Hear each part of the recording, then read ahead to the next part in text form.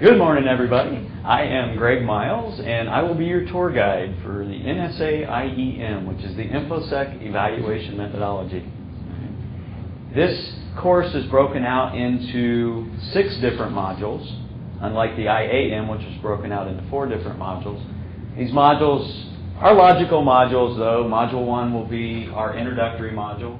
Module 2 will be our pre-evaluation module.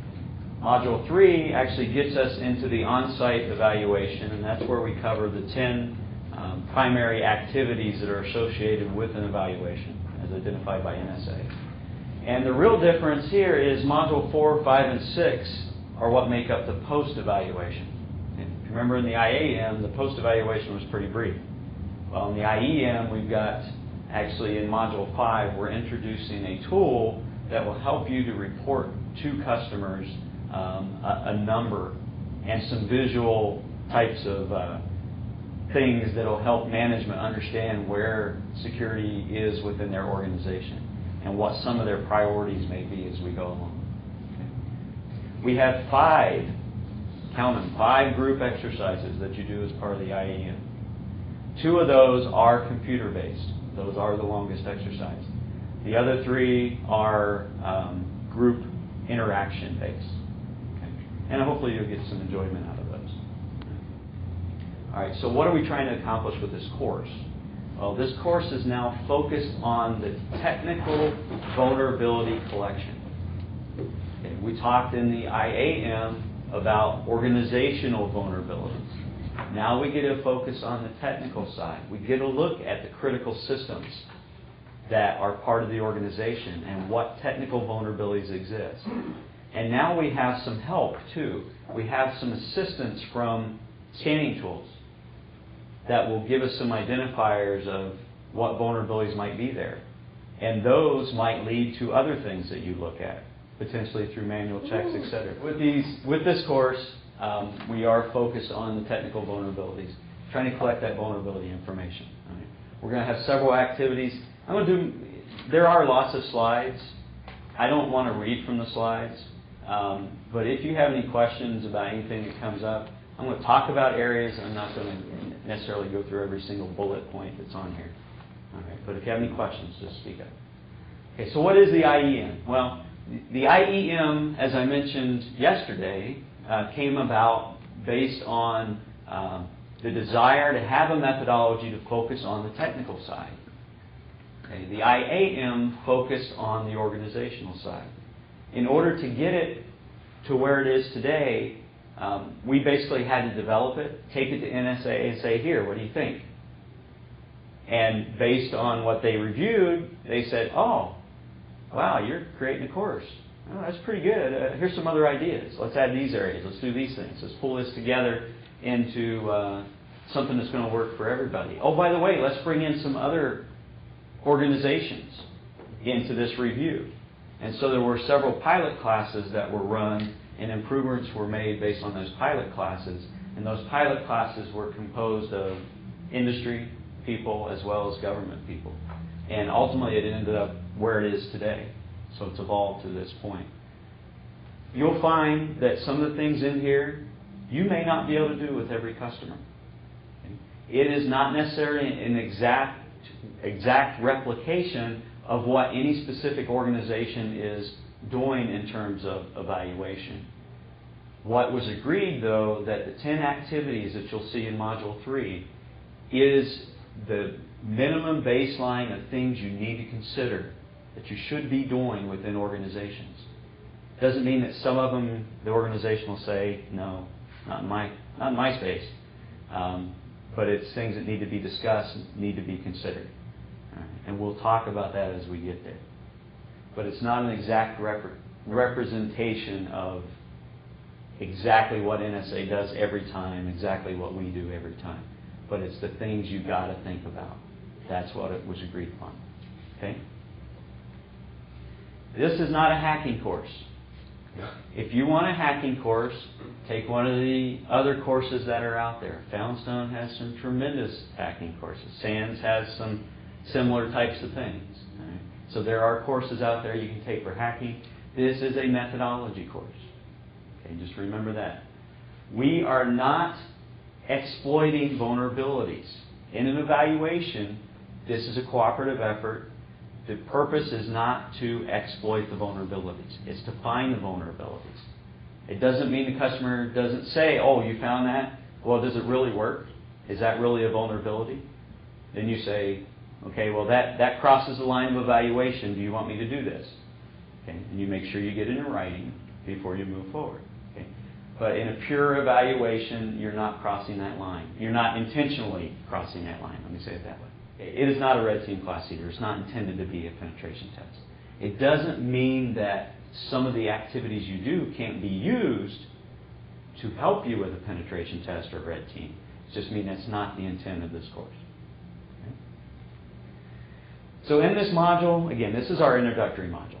So we're going to introduce the concepts behind the IEM. Okay, so why does the IEM help? Same thing we discussed about the IAM. It helps because there are all kinds of laws and regulations and requirements and policies that are out there that either require or recommend that you review your security of your organization and of your systems and meet some level of due diligence and some level of compliance. Okay? FSMA is a representation of that. Federal government agencies have to worry about FSMA.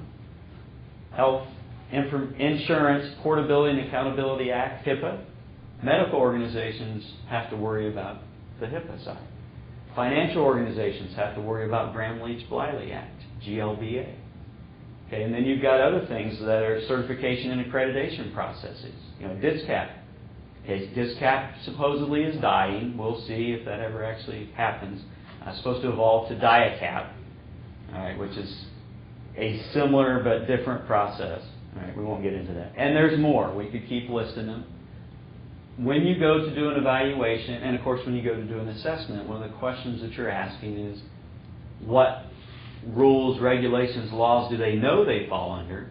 And of course you're going to do some additional research to figure out, have they thought of all of the ones that they fall under? You have international considerations too.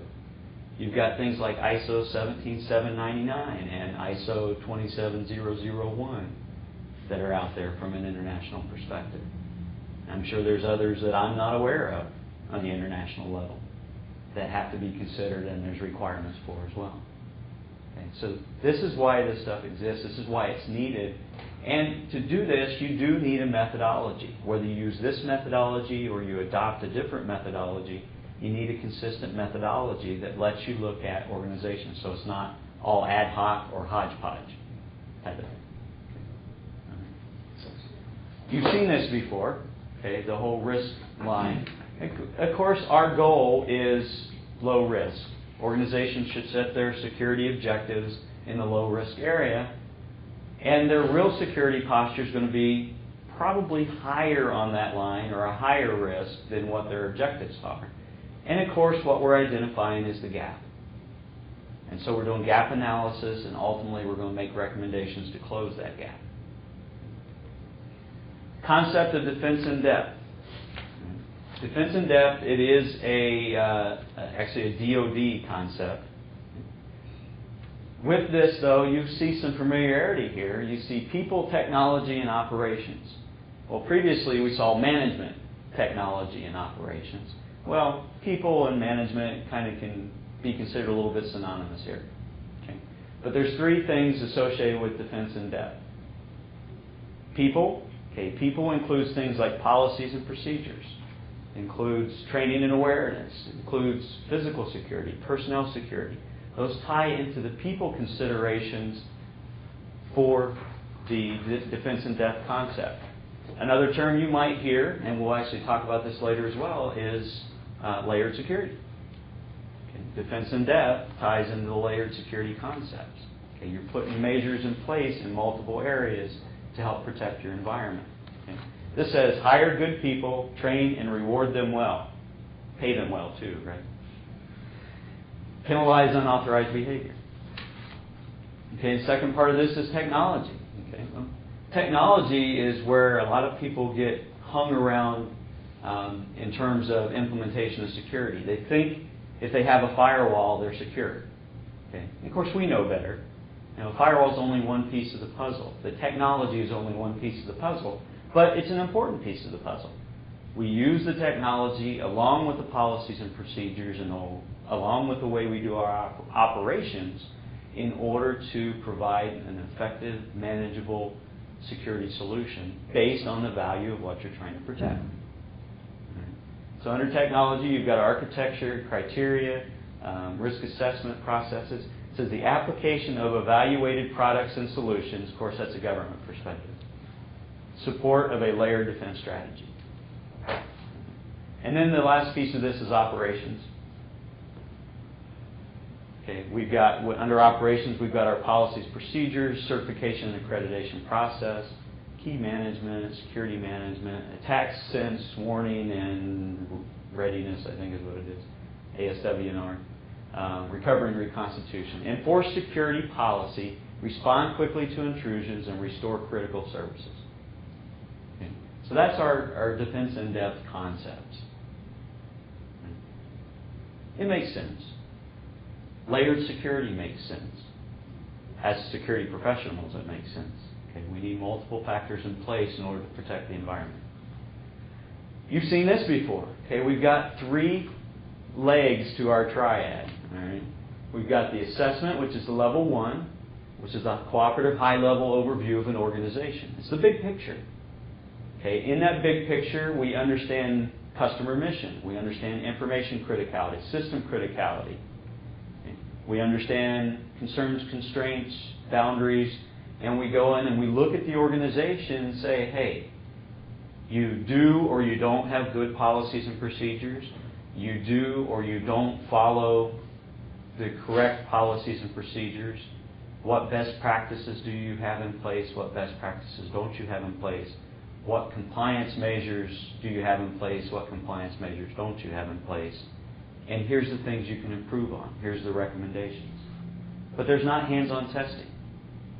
The next part of this is the evaluations, which is the level 2. That's what the IEM is, the level 2. It is the hands-on process, but it's still a cooperative effort. Okay. We're still working closely with the customer. We're exchanging knowledge. We're helping them. Okay. We're not there to hurt them. We're there to help them. Using tools of various kinds in order to collect the information. Obviously, there's a level of expertise that's going to be needed for individuals that are doing this kind of work.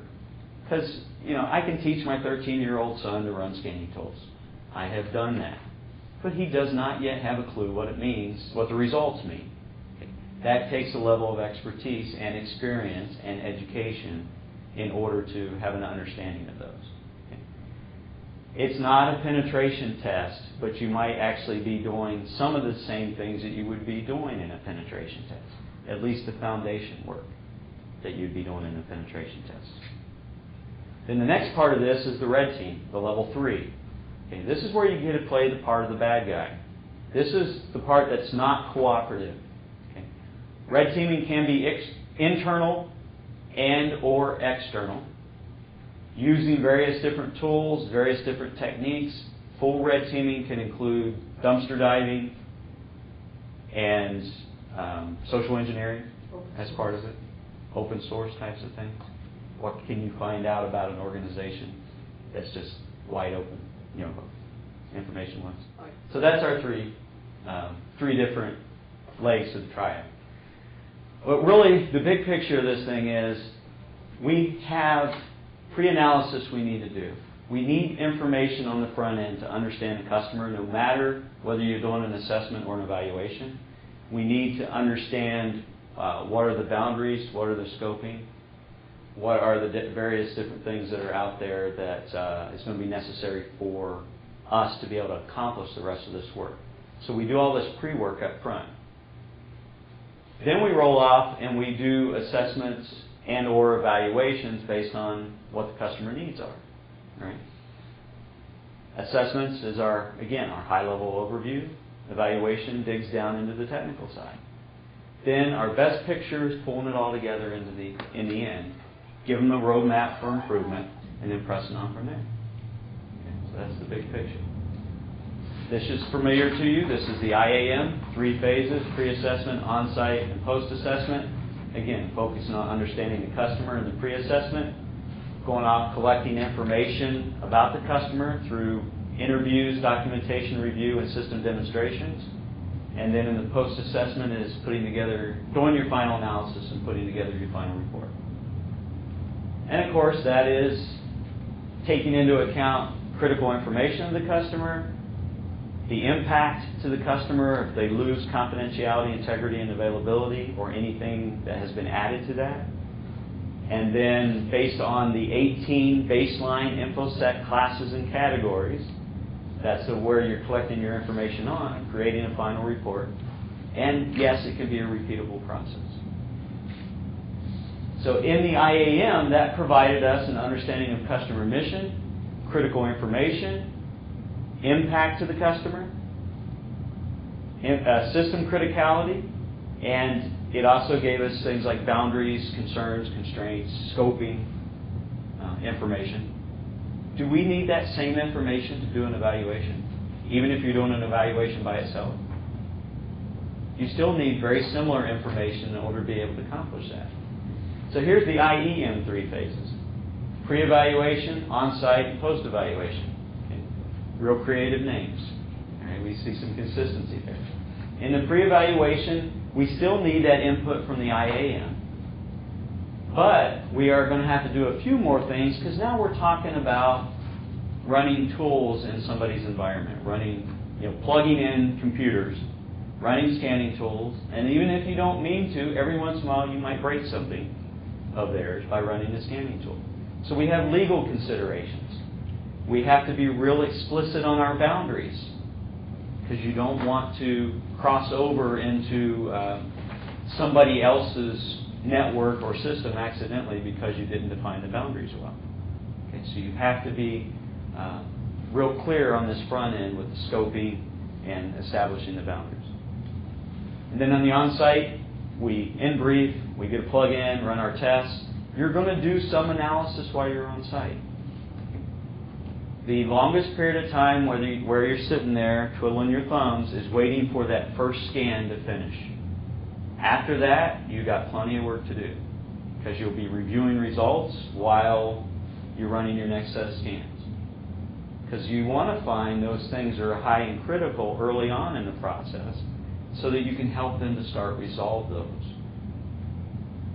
Remember, just like the IAM, it's meant to have no surprises. If you find something that's critical, don't wait. Talk about it. Tell your customer about it. We outbrief as well. In briefing and outbrief for managing customer expectations, letting them know what's going on. And then, of course, the post-evaluation is your final analysis and report generation. But as I said, Module 5 will introduce a mechanism to help you provide some reporting to a customer. Okay, so in the IEM, we get to do detailed analysis of the network structure. We get a look at our perimeter.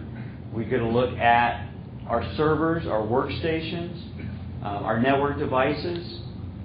So that's basically the infrastructure and the actual things that are processing and support the environment. We also get a look at our routers.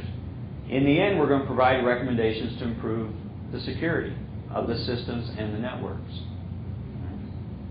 Ultimately, we want to provide an easy-to-understand view, and that's that Module 5 stuff we talked about. Okay, we're going to identify exposures to the enclave, the boundaries, the devices, the servers, and the workstations. Plus, you're going to have this wonderful opportunity to make friends by transferring knowledge, sharing information about best practices and things they should be doing to keep their system secure. Because this is not a one-shot deal.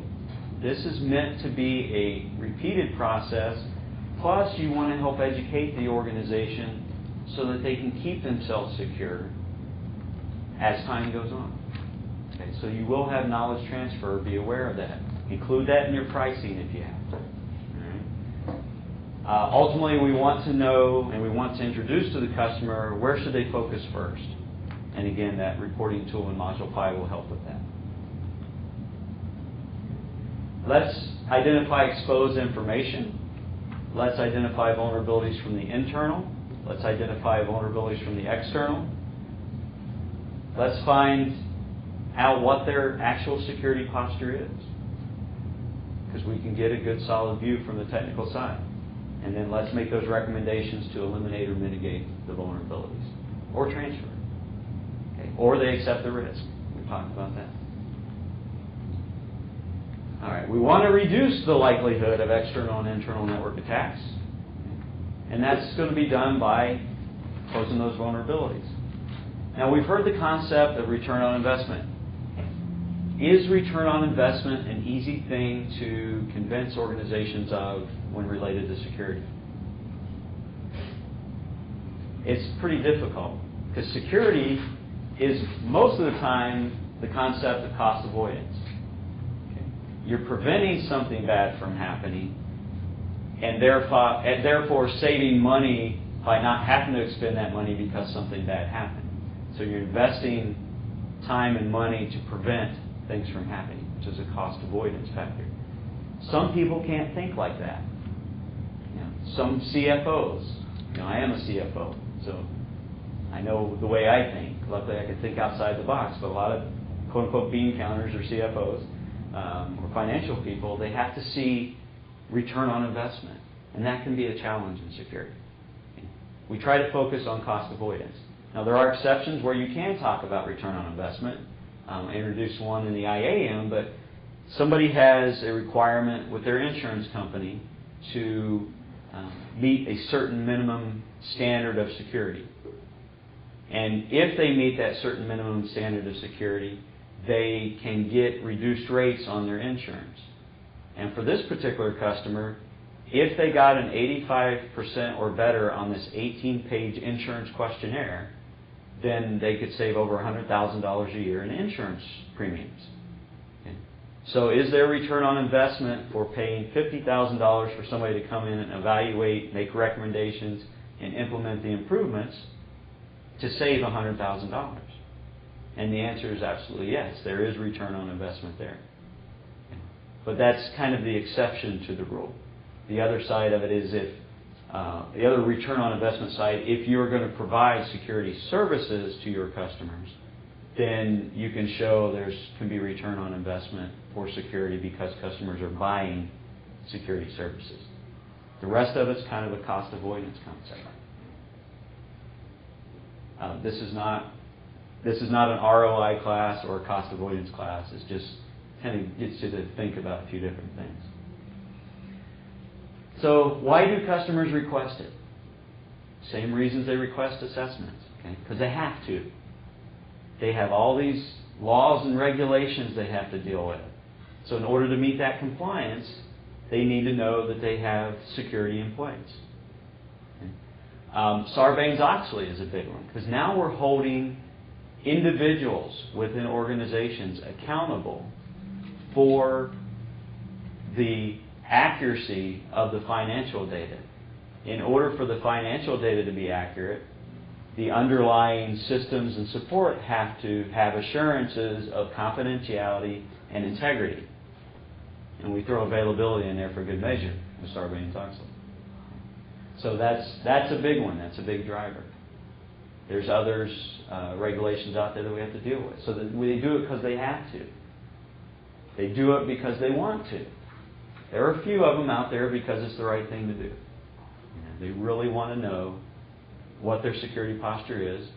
But, in the end, they're really trying to use that as a marketing tool, too.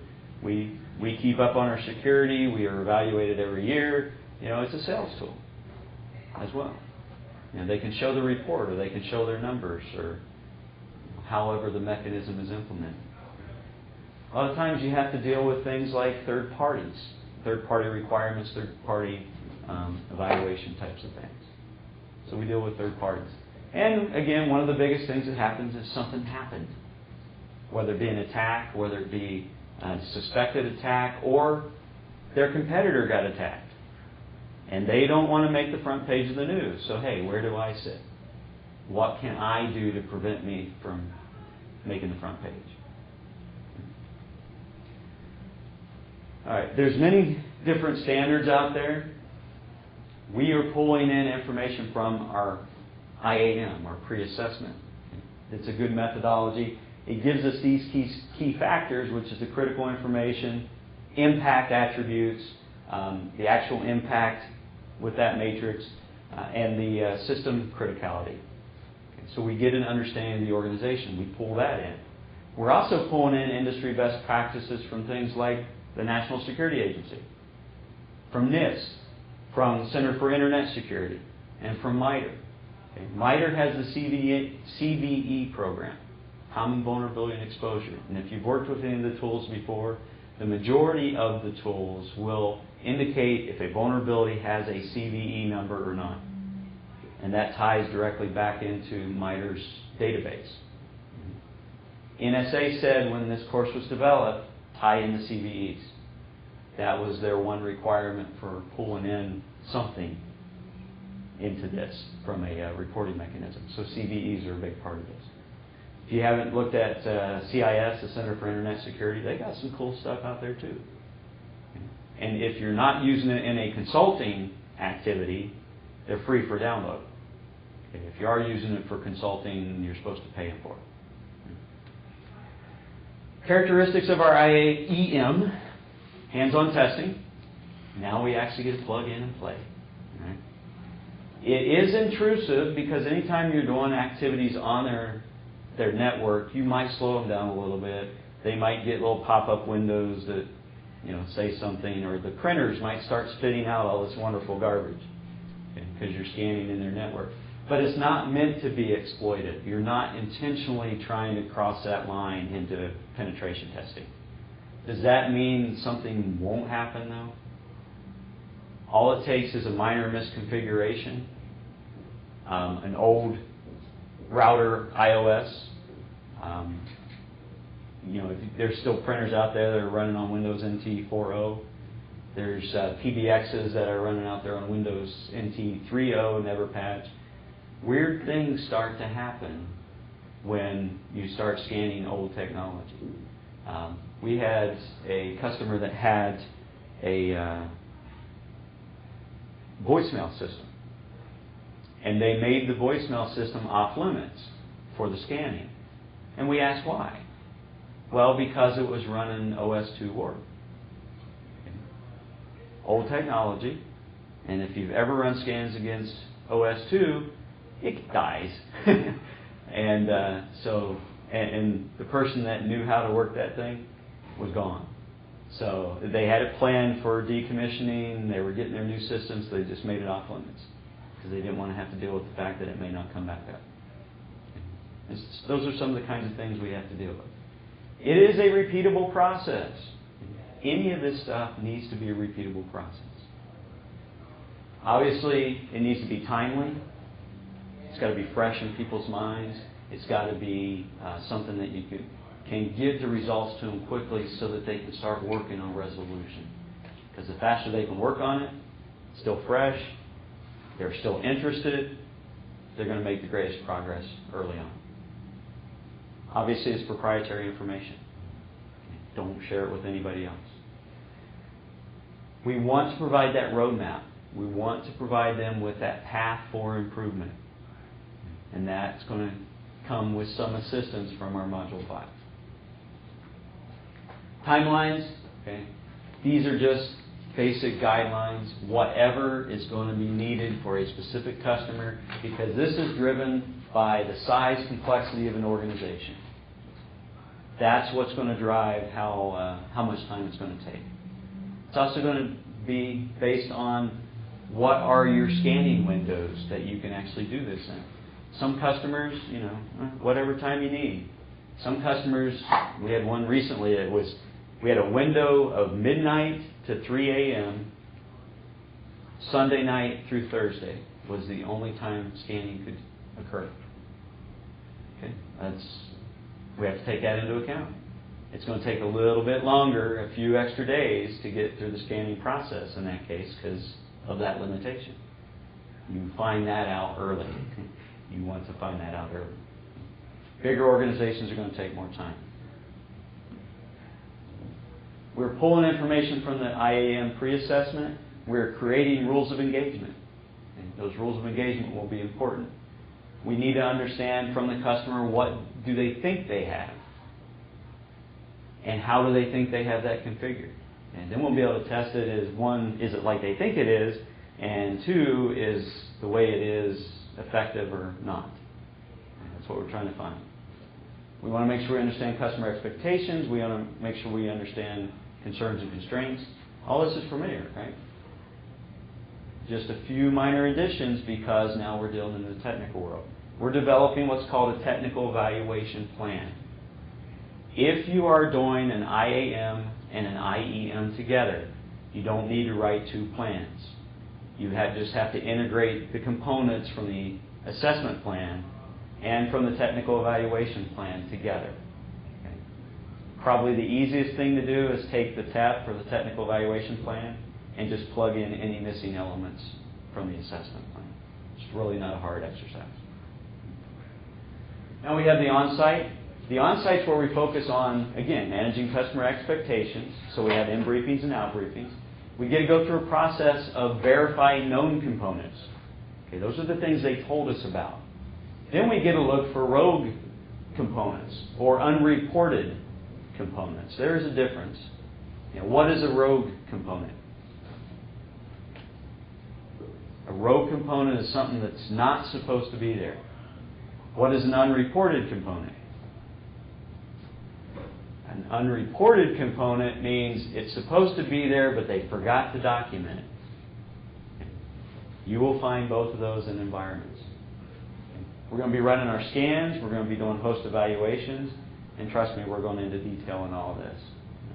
You may do things like manual checks. Some vulnerabilities may show up.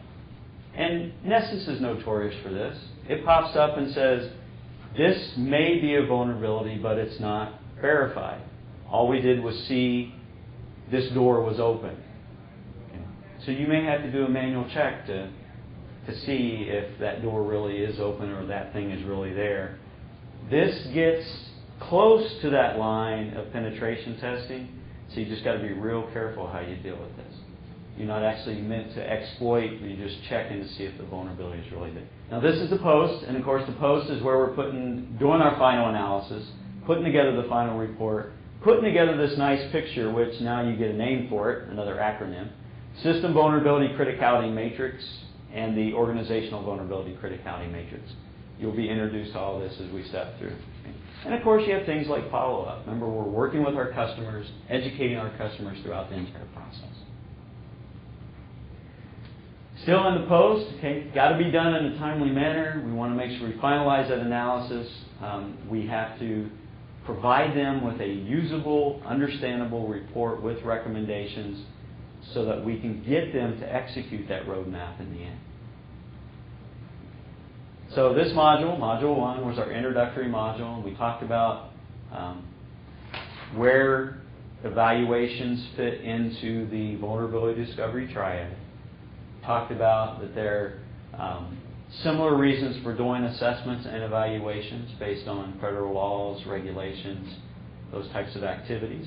We talked about that the IEM is going to provide us that technical view that's going to look at servers, hosts, it's going to look at our boundaries, it's going to help us look at our network devices, give us an internal and an external view because it's meant to be both. And we talked about that there are 3 phases to the IEM, which is pre-evaluation, on-site evaluation, and post-evaluation. And that's pretty much what these say. So that's Module 1, and let us take a 10-minute break.